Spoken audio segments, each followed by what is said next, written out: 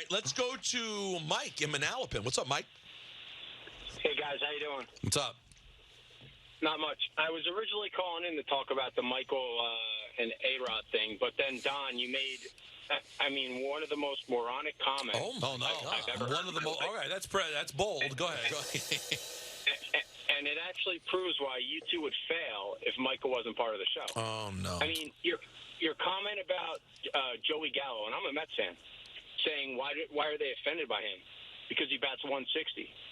They're not. Whenever they play against good teams, Don, you need everybody in the lineup to contribute. So when he fails and strikes out, doesn't get a sack fly in the playoffs.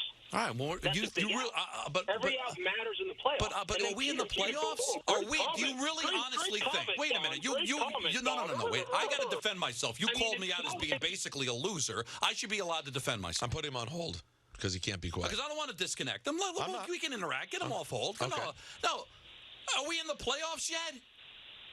How has Joey Gallo hurt this team? We're not in the playoffs yet. Do you really think Joey Gallo is going to get at bats in the playoffs? Do you really think? Come on. You really think he's going to be allowed to hurt the Yankees in the postseason? It's not. They haven't even made a trade. But your comment was, why are they offended by him? Because he stinks. All right, but so he stinks, but he's not hurting you. So why are you complaining? You've got the best team in baseball, and all they want to do is complain about Joey Gallo. They don't beat any good teams. American League stinks, John. Don't be foolish. Don't be. I'm asking you a question. How has he hurt the Yankees? They've got the best record in baseball. They're off to their third best start in franchise history. Wait a minute. You basically said I said something moronic, that I have no career without Michael K. So let me ask you, how has he hurt the team? Don, he bats 160, automatic out in the lineup. All right. How has he hurt them? Okay. How has he hurt them? So they've been playing. You're not answering my question. How has he hurt them? Yes. What would their record be? Yeah. What would their record be if he wasn't on the team?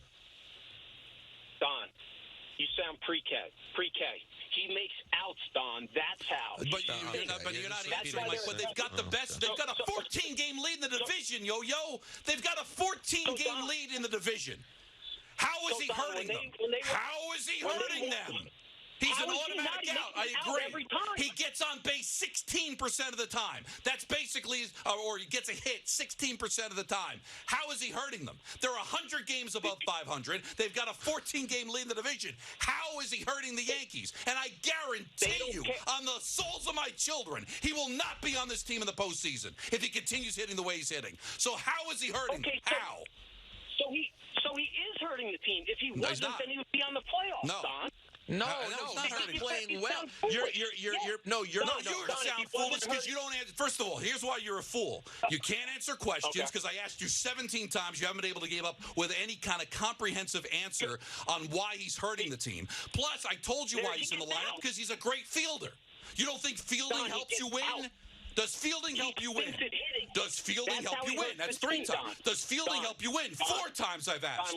Does fielding help you win? 5 times. All right. So on the 5th time, you finally answer the question. All right. So how is he hurting them when they've got the best record in baseball and off to the 3rd best start in the history of a franchise that does nothing but finish above 500? How is he hurting them? He's not. But I agree with you. Come postseason time, he's going to kill them. And guess what? He's going to be gone. They're already planning the exit strategy now. So how am I a moron? Don, when the guy comes back, I guess every answer's Don. Ask him how he's hurting him. Ask him how he's hurting him, and he'll have the same response I do. He stinks, and he's an automatic out. Right. Okay. I agree with you. I agree with you. Foolish. But he's not hurting them at all. And he's not hurting them at all. He's an out. But hold on. So what? There's going to be 27 outs. He can't make all of them. And they're still, how are they so good? What's their record without him? How can they have a better record than what they have? Oh, my gosh. Don, well, no. Oh, my God, to you. Some of your comments are... No. Hold on. You have no comments. I'm at least answering your question. All you say is Don. I know my name is Don. How is he hurting them? The question. He gets an out every time. But it's not hurting them. It's not hurting them. If he bats 0, the team is 40 games above 500. But you really think he's going to be on this team in the playoffs? Do you really believe he's going to be batting 160 and starting in the outfield and batting 6th for the Yankees in the postseason? Do you really think so? So, Don, if they had a guy batting 300 in his spot, they'd be 25 games up. That's how he's hurting him. Oh, my God. Is that, you think so? So that's what you need to do. Oh, stop with your Michael K. I'm on the air. I worked at the Fan before Michael K. I do Ranger games without Michael K. 16 years doing pre and post for the Jets. Guess what? No Michael K. I got a podcast that's in the top 50 in every country on the planet. No Michael K. I've got 2 kids. I've got a wife. 17 years. I'll be married in September. Guess what? No Michael K. I've got hair that people would die to have. Michael K. Nothing. I'm a fabulous driver. Michael K.'s got nothing to do with it. I'm one of the best friends you could ever have in your life.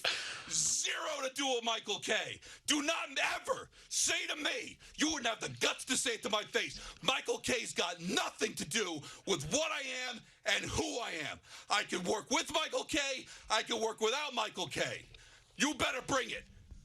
You ask me questions, I answer them. I ask you questions, you say, Don. That's what Cuber was saying when I was tripping on Mesk in 84. Play it, Don. Kept looking behind me, thought something was going on. I hate you. You know what? Let's take a break. Ladies and gentlemen, known worldwide as Simply the Mage, one and affectionately by all as the Father of Fair. He hails from Chevy Chase, Maryland, by way of the Upper West Side of Manhattan. The former and forever 24/7 champion, Peter Rosenberg.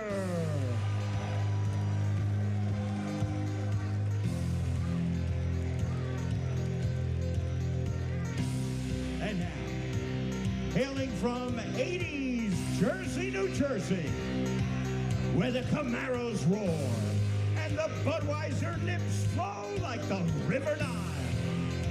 Ramapo College grad and the original voice of the station. Give it up for Don LaGreca.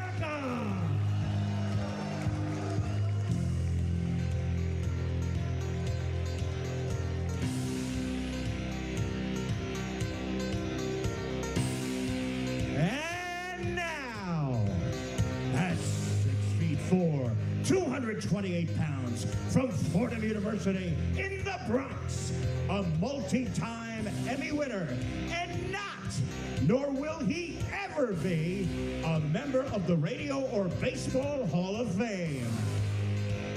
Please welcome Michael K.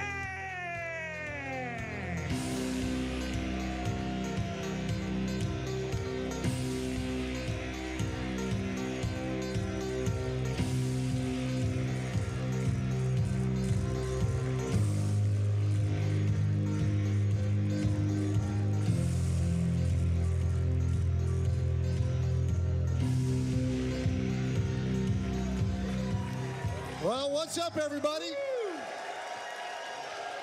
Wow. That feels good. The K Show on Broadway, huh? We made it. How about that? We made it. Wow. First off, we have to thank, he came back all the way from Texas for this. He sang the song that he wrote, Joey Salvia.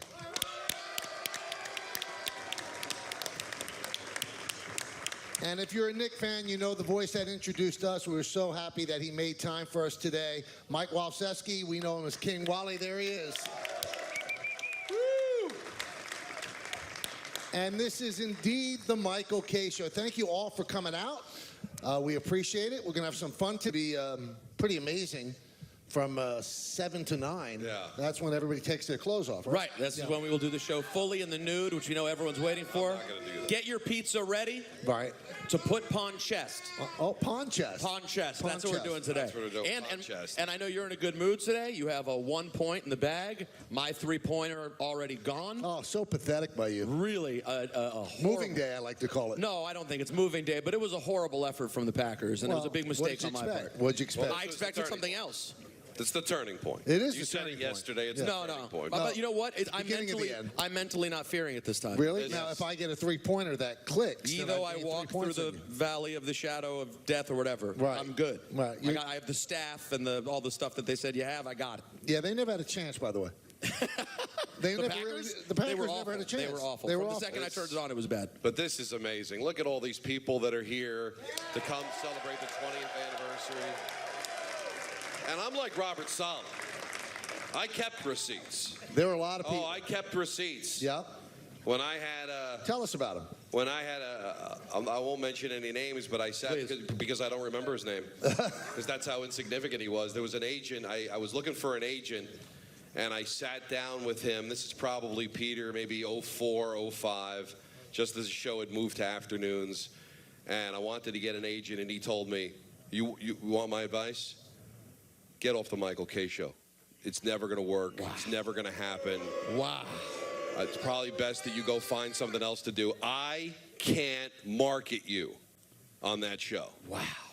Palladium, Full House, 20th anniversary. Wow. I did not sign him as an agent. And And I know some of his clients, and he's working his tail off for very little money. And that is that agent was Scott Boras. Is that true? People don't- Wow. And he said, maybe it's time to move on away from sports radio into actual baseball. So that's the stuff I think about, Michael. Mm-hmm. Because when this whole thing started, man, it was a startup, seriously. And everybody thinks, well, it's ESPN, so ESPN's going to be big and it's going to work. But you're going up against a McGilla and WFAN. You've got so many people who don't believe, so many people who, quite frankly, didn't know what they were doing. I do think that's a big part of the story, though. I think that everyone assumes ESPN is the behemoth, and it's not. So it's a very... Not in radio. Not in radio. Right. It's a very backward sort of story. Of course, it's the behemoth in sports television. But when it comes to radio and local radio, everyone out here knows who listens to local radio. You don't care about a big brand showing up in your market. Right. You care about good radio shows showing up in your market. So it's interesting because I'm sure people thought, oh, it must be easy. This has been you guys really built something. I mean, it's pretty incredible. Well, the man who put the two of us together before Peter shoved his way in was Tim McCarthy. But he shoved me in, too. He did shove you in, but 13 years later. Tim McCarthy decided to pair us up. Yes. And he hired Don to be the first voice of the station. And then after I got off the Yankee radio, because once I was on Yankee radio, I couldn't be on then 1050 because it was different stations. But then the Yes Network happened. I got hired there, so my radio rights were up. And he thought I could be a talk show host. And he said, why don't you do, what was the first, 12 o'clock? Noon show? No, the first show was 10 to 1. You sure? Wow. Why would I not? Yeah, because you remember you did that whole song. I'll Yeah, never have to but that work was before after noon. we started at noon. No. Okay, whatever. It was 10. What do you want me to tell you? It's the truth. I have a better memory than you. It started the 10 show to 1, started 10 to and 1. then went to noon? No, then eventually it went to 4 to 7. That was in 05. But on July 15th, 2002, we started 10 to 1. Anyway, the thing that they did was because I was on the road with the Yankees is they wanted, Tim McCarthy sold me, well, let Don LaGreca be there in case the line drops. Well, yeah. Well, what you're talking about is before they put us together. Right. Like Michael K. does a show, and of course the way it works at this radio station, one person tells somebody something, and then somebody other tells you something different. So they tell Michael, don't worry about it. Don is just there in case the line drops. Right. Michael was just doing some shows on the side, and this is during the 01 season leading up to that, or 02 season leading up to that summer when they decided to give you the show, because the whole idea was you were going to be with McEnroe. Right. And they couldn't work out the contract with John McEnroe, so you were doing shows, and you were on location. Mac and K. Is that what it was That going was to going be? to be, gonna be. Mac and K. And so they told you, Don's just there in case the line drops. And 'Cause that's, this is I 20 took years it literally. And what'd they tell you? that I'm co-hosting the show. So I'm sitting there waiting for Michael to introduce me. He never introduces me. I'm waiting for Michael. So what do you think, Don? Nothing. The whole day. Nothing. Didn't say a word to me. So I'm thinking, this piece of garbage. I hate him. First of all, he's the Yankee announcer. I can't stand him. And now I can't stand him because he's not talking to me. Meanwhile, Michael's thinking Don's just there in case the line drops. Why should I talk to him? So somebody must get in his ear and say, you know, Don's sitting there for however many hours it was, not doing anything. You should talk to him. Well, this is really a proactive management. Yeah, proactive. So Michael figures, I'll throw the guy a crumb. You know, Michael's probably thinking in his head, I'll give this kid a thrill. He didn't know he'd never get the mic back. First thing he ever said to me on the air. So, Don, heard you're a big hockey fan. Yeah, I'm a big hockey fan. Yeah, I've got harness racing above hockey. Yeah. Let's go back to the calls. 1-800-919. That was it. We clicked right away. That was, and then that was that whole day. Oh, you're a horrible person. But they never told me that what he was supposed to be. So now, day 1, nothing. Day 2, harness racing over hockey. Okay. Day 3, so, Don, did you see that that ESPN movie with Brian Dennehy as Bobby Knight? You know, from the book? Yeah. Season on the Brink. I said, yeah, I thought it was terrible. He goes, ooh, look at you going after the company. Let's go back to the calls, 1-800-919. That was it. So then I went to management and said, this guy's a piece of garbage. Trash. Yeah. Straight up. But eventually we figured out what we learned, thank God, is that not mixed messages, that's going to happen sometimes, and it was miscommunication. So, and the only reason that I'm sitting to the right of Michael Kay is because when they finally put us together, I was just supposed to be the update guy. But Michael would bring me in, he'd bring Joey in, and that's how the show started. It would have never happened if Michael had an ego not wanting to talk to people. Once he trusted me, then I matured into being a co-host. There was never a moment where they said, okay, Don, you're now the co-host of the Michael Kay Show. It just happened organically. And that's why it happened because of him. So you're saying in this specific... That's right. Thank you. So wait, Thank you. So you're saying in this specific circumstance, yes, Michael Kay. Yes. That's what you're saying. Not yes, no Michael Kay. Not yes, no Michael Kay. Yeah, listen, when I gave that whole rant of the kids and the hair and being a good friend and a good driver, I never said anything about the Michael Kay Show. Right. I admitted that being on the Michael Kay Show was because of Michael Kay, but the idea that I can't do anything without the guy is absurd. Yeah, you're a great driver. It's Fabulous absolutely driver. absurd. He's an Good absolute friend. great friend, too. Tremendous hair. Yeah. You have 2 kids. Now, the first producer of the show is actually here. Yes. Rob Astorino. Might have been the worst producer of all time, but a great guy. I don't want to bring it up to him, but my nickname for him was Wilson. The volleyball in the movie Castaway. This sounds like a compliment. Because that's basically what he did, was just float there and do nothing. Well, see, we used to be at Madison Square Garden, in the building at Madison Square Garden, and the show would start, as Don said, at 10, and well, where's Rob? And Rob was in church. Rob would go to church every day at a certain time, and there'd be no guest, but boy, God was listening. Wow. Did God have a meter? No. God said that, let's give him 20 years.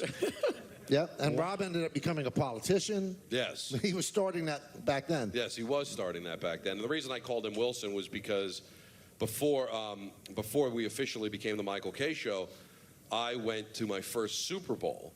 It was the Patriots versus the Rams. You remember that one where we thought that Tom Brady was the underdog, and then you look back and who knew that this was going to open up a whole Pandora's box of championships. So they sent me to New Orleans with Rob. And I'm on Radio Row, and he's reading the newspaper. He would get up to get a donut, come back and just have one donut. And this was back in the infancy of the radio station. I'm not getting any calls. And he's not getting me any guests. And then finally, I'm dying for a guest. Mike McMahon, then backup quarterback of the Detroit Lions. I only knew him because he was the quarterback at Rutgers. Rob, Mike McMahon, looks up from the newspaper. Oh, that's nice. Didn't get him for me. Where's Rob? Come on, Rob. Come on, show Come your on face out. here. Where are you? You sure you want to? So I figure I He called probably him. left. The only difference between the Wilson in Castaway and the Wilson on the radio show is that when he drifted away, I didn't cry. Come on up, seriously. No, that was the saddest part of the movie. No, but he became like the pseudo program director for us and really helped. Oh, he's up there, just get like us going. There he is. just like Lincoln. No, he's right. Exactly. But as he's catching but one. he wasn't much of a producer, but he did help me tremendously as a program director. Heck of a guy. And we worked a lot together, but I just remember the Wilson story because it's fun and it's better for radio. Now, I do have to tell you one quick thing. So, in radio, nobody really trusts themselves, so they hire consultants. Yeah. I don't even know if you don't know the story. Don does. So, there was a big-time consultant. I really shouldn't say his name, Rick Scott. And from Seattle, right? Right, from Seattle. I mean, he was a radio genius. And Tim McCarthy and ESPN hired him, and Rick Scott came back and go, you got to get rid of Michael Kay. That's not the guy. Awful. Just awful. Yeah. Yeah. And where is, as they say in Friends, okay? Where is Rick Scott now? I don't know. I think he was outside panhandling. Oh. Yeah. But Tim didn't listen. Tim didn't. Well, Tim was the one who saw something in me that I didn't even know was there, and he thought I could be a radio talk show host. He took a chance. I mean, I was doing radio with John, the Yankee games, but he said, I think he could do a talk show. So that's how it started. I mean, it certainly helped that you were the voice of the Yankees, and they had just come off winning 4 championships in 5 years, and you were a name, and we were just trying to get recognized.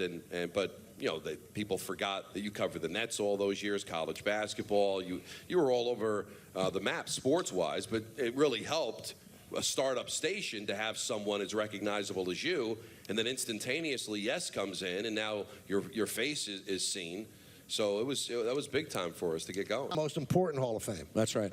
Is the Baseball Hall of Fame. Okay. I disagree, but go ahead. It is in Cooperstown, and our next guest is right here, and he is a Hall of Famer and a 4-time World Series manager of the New York Yankees. Ladies and gentlemen, Joe Torre in the house.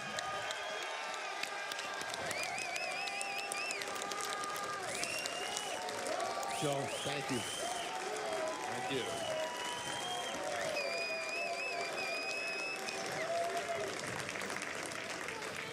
you. Now, Joe, when you walk out, you got a standing ovation from the crowd on Broadway. Did that happen before you won the 4 championships, or did that help?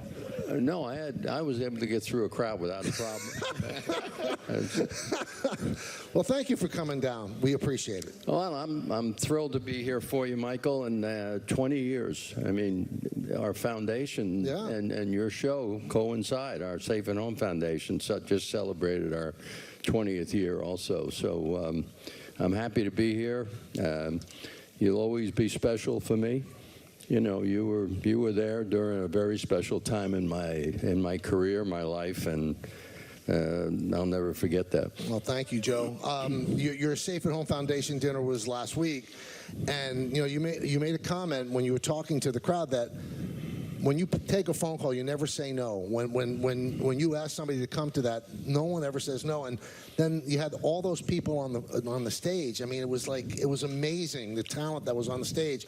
What does that mean to have those relationships? Forget about the titles. To call up Derek Jeter and have him be there. It meant a lot. I mean, the fact that, first of all, they answer the call, and then they say I'll be there, and again, with our foundation, the kind of support we get, and you know how important it is to have celebrities, especially the Yankee players there, because that's what the fans really come to see, and it's still very emotional for me.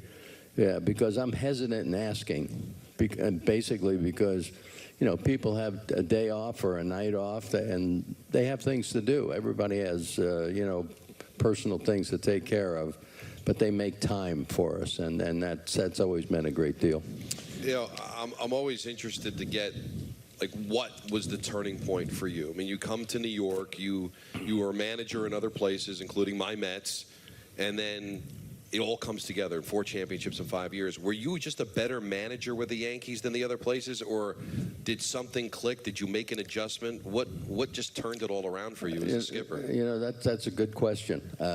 When I came, because you know I'm 100 games under 500 at this point in time, and and I was aware of, the criticism that George was getting for hiring me because of my record.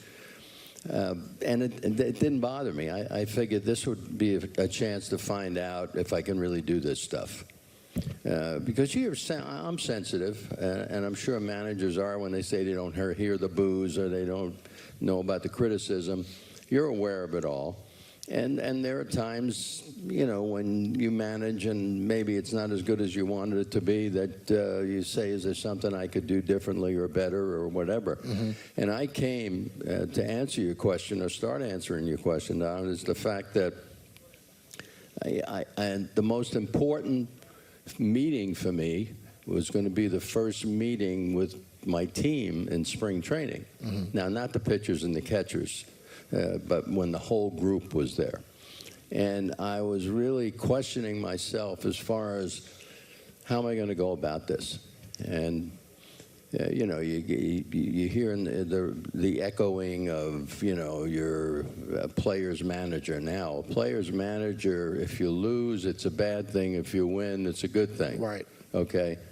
And I was trying to think of things I could do differently. Be tough. You're not tough enough, and all this stuff. So, and it was really, I was losing sleep in spring training, trying to put something together. And I remember going to exercise, and I was on the Stairmaster, and I was looking through pages of a book, and it was Bill Parcells, one of his motivational books. And at the top of one of the pages, it said, if you believe in what you do, stay with it. I closed the book, and I said, first off, especially in our sport, because it's every single day, that if I was trying to be someone other than who I was going to be exposed for it. And I just felt that over the years, and I had managed 3 different clubs. I had managed the Mets and the Braves and the Cardinals. And so you feel you learn. I know I felt that I always had something to learn on a daily basis, and that goes for life too, basically. So when I had my meeting, I wrote down, like I always do, I just write down some key things and things I want to touch on. And the one thing that struck me was, being aware, and I'm a football fan, basketball, hockey, and I've noticed that teams will win a Super Bowl, and where are they the next year? The Bears did the celebrating during the summer. They went on all the shows and did all the music stuff, and then different clubs didn't manage to validate, I like to say, what they just did. Mm-hmm. So I said to the players, I said, first off, everybody on my coaching staff had been to a World Series. I haven't. I said, but I don't want to win one. I want to win 3 in a row. It's just what I said to them. And I said that not to show off in any way, but just to let them know that if you win, it's necessary to show people that, and show yourself that it wasn't a fluke. Mm-hmm. And that's, basically. But again, you have to have the right audience. Right. And I had some grown-ups in that clubhouse. Yeah. Well, that's what I was going to ask you, Joe, is obviously we know how important Derek was to the team, but he was young at that point. Who were the veterans in that clubhouse that you leaned on to sort of help deliver the messages that you needed to get to the team? Well, Don Zimmer, I hired Zim. I hired Zim because this is the first opportunity I had to manage an American League team, and it's a whole different game.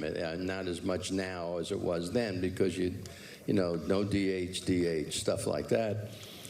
So I would bounce stuff off him and Mel Stottlemyre, who was, aces, obviously.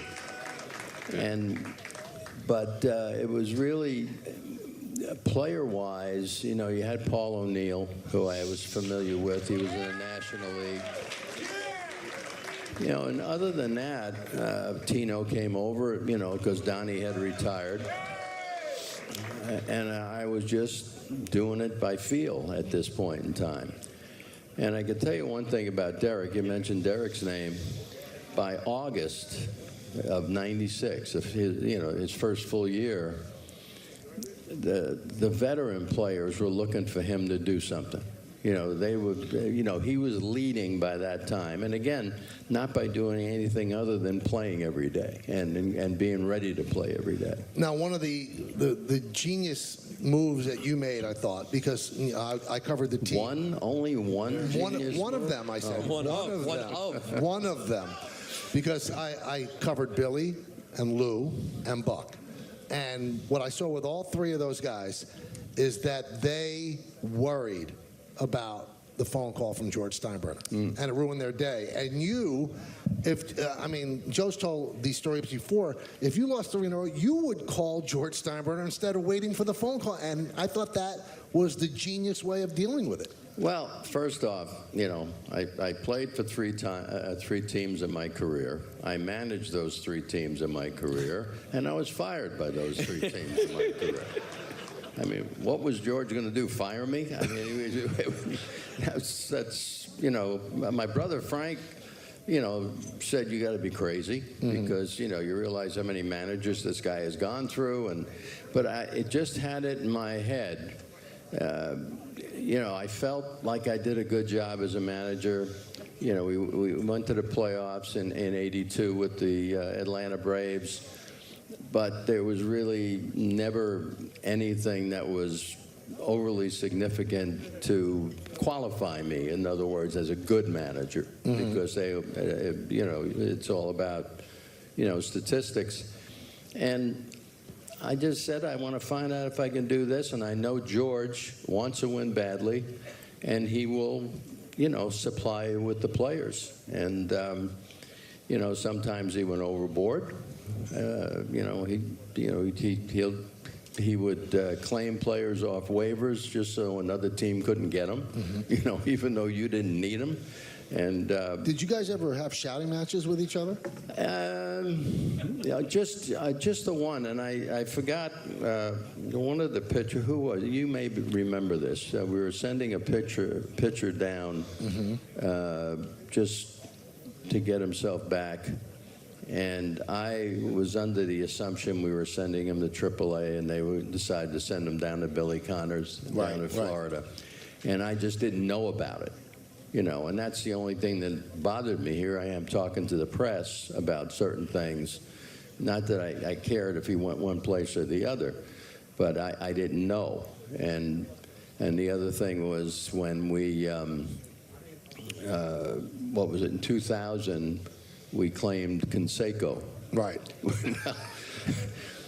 All right, I call Jose, and I'll tell you, he was very easy to manage, believe it or not, because I called him in first day, and it was one of those irrevocable, you know, waiver things. Once you claim, you can't change, or the, you know, team can't change it back, and you can't change your mind. But George was afraid somebody else was going to get the benefit of what Jose could do. So I called Jose in the office. I said, I'm going to do the best I can to get you some at-bats. I said, but you're not going to play every day. And, you know, and he said, well, I think, you know, you're making a mistake, blah, blah, blah. But he respected my opinion, which is all I could ask for. Right. And the satisfying thing for me when, you know, you look back and you look at the video from when we won the World Series there in Game 5. He was the first one on the pile out on the pitcher's mound. Wow. Which was pretty cool. He was a good teammate. I mean, he wanted to play more, but you know, we had a pretty good team. Yep. Do you have a favorite championship? 96 has to be. But you're wearing the '98 ring. I know. I can't find my 96 ring. But you have so many of them. It's in the house somewhere. But no, I change it off once in a while. But the 96 team, first of all, was my first year with the Yankees. We weren't necessarily a favorite to do what we did. And I remember the first half of the year, you know, Joe Girardi was batting second in the lineup, and we'd squeeze bunt, which was driving George nuts, you know, because he wants to beat teams by 10 or 12 runs a day. And, you know, he says, I think you're doing this with mirrors, you know, and all that good stuff. But I think the 96 team really had this grit about them that was pretty special. I mean, that was a unit out there that was very special. I mean, I remember the one change we made, aside from getting Darryl at the All-Star break, was it was a game in Seattle, and Ruben Sierra. I didn't want to play him because he was playing the outfield. Ruben was playing the outfield. I started in spring training. I didn't want to be locked in to any one player as a DH. So I wanted him to play the outfield, and he was fine with it. But there's one game, and I forgot who the pitcher was for Seattle, and it wasn't like I looked at the numbers, the stats, and he was 0 for something or 1 for 15, but there were a bunch of strikeouts. So that just stood out to me that, you know, he probably doesn't see this guy too well. And so I called him in, and I said, Ruben, I said, you know, you're going to be out there tomorrow. I said, but today you don't handle this guy really well, and I'm going to play whoever I was going to play out there instead of him. He says, okay. He says, but why am I not playing? I said, well, let me do this again. And went through the whole thing with Ruben again, and he's shaking his head, and he's saying, okay. And he says, yeah, but why am I not playing? I said, well, I realized at that point in time, it wasn't that he didn't get it, he didn't want to get it. Right. And you know, we wound up trading him to Detroit for Cecil. Yeah. And as you know what's going to happen, you know, he's going to come in with Detroit and he's going to beat our brains out, which he did. He either hit a home run, a double or something, but got the game-winning hit. And then probably my favorite quote, and you know, and obviously eventually Ruben came back, and he was a big plus to us coming off the bench. But you know, I guess the writers couldn't wait to get over there and talk to him after he beat us with a base hit.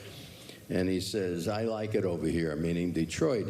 He says, all those guys want to do is win. If I'm going to be criticized, guilty, you know, that's fine with me. And then the next day, Phil Garner, the manager, come over to me. He said, he's going to find out we want to win, too. Now, you could tell the truth now all these years later. When you first met Paul O'Neill, you couldn't have liked him, right? You know, when I first met Paul O'Neill, I mean, the one thing about it, I liked him because he was a good hitter. And, you know, I got to know him later, and of course, I threatened him a time or two. But he... you know, he was such a good hitter. And yeah, I remember someone had said to me he was a selfish player when I came over. And I said, well, I don't like to make up my mind on somebody else's opinion. So I said, we'll see. Well, you realize the guy wanted to get 4 or 5 hits a game. And, you know, I mean, you can be selfish all you want. Helps the team win. That's what you want to do. Yeah. But when you think back of some of the things Paulie did during his stay here when I was here, not the least of which was this catch in right center field to end Game 5 on one leg against the Braves. And that particular game, am I talking too much? No. What? Nobody wants to hear us.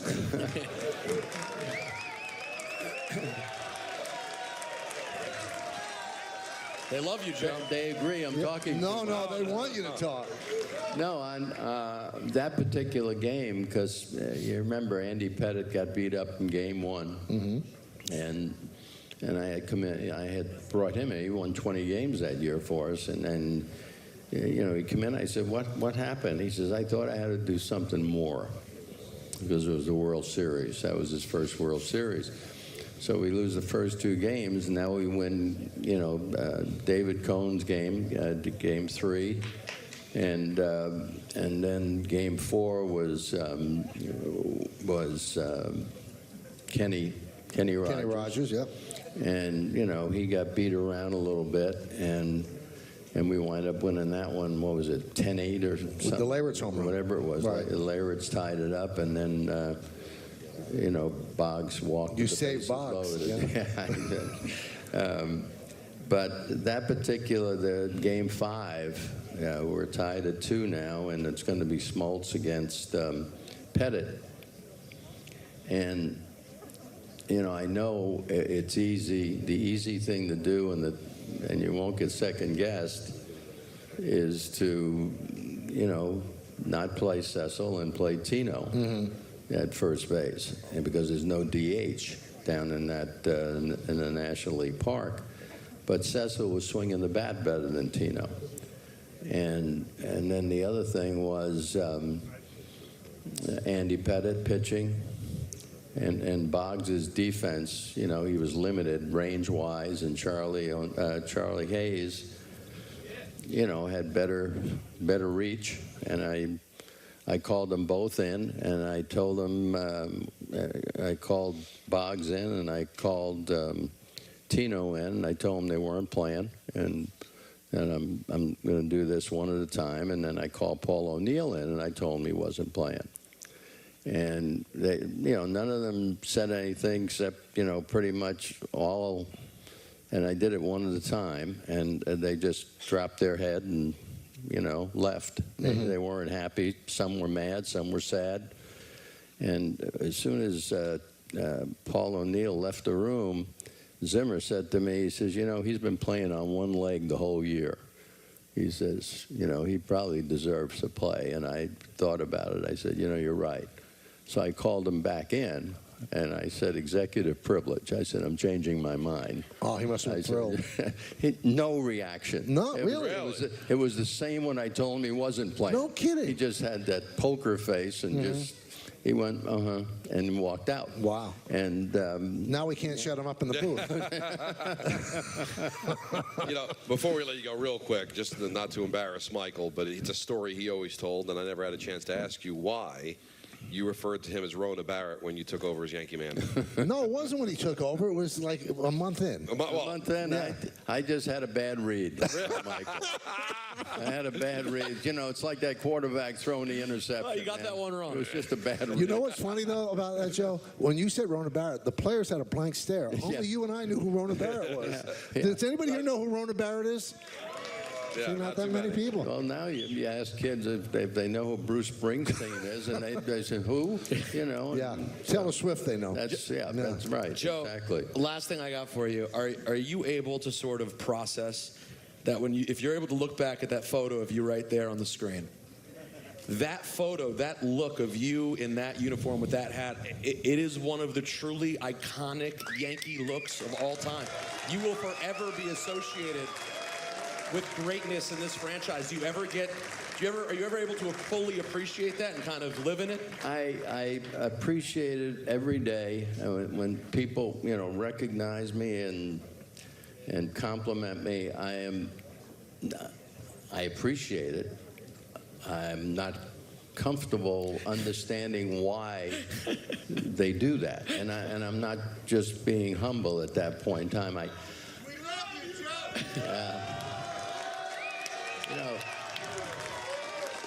You know, you can't win the Derby on a quarter horse, and I had some thoroughbreds in that clubhouse.